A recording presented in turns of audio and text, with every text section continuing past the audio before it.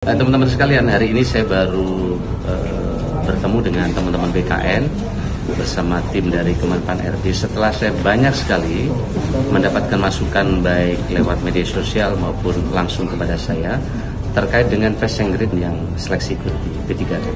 Karena itu saya minta dilakukan reformulasi baik terkait passing grade maupun terhadap instansi-instansi pembina yang merumuskan soal-soal bagi ujian teman-teman P3.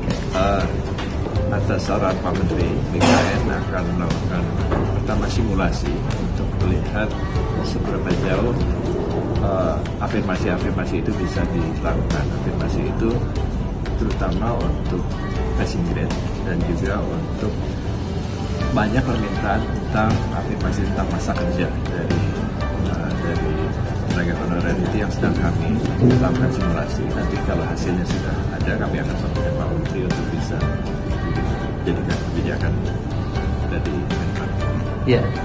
Jadi teman-teman, saya setelah mendengar dari banyak sekali masukan kepada kami sedang minta sekali lagi BKN dan tim bersama teman-teman untuk membuat formulasi-formulasi dan beberapa skenario yang nanti akan kami pelajari dan pada waktunya nanti kami akan ambil keputusan yang terbaik secara bersama-sama.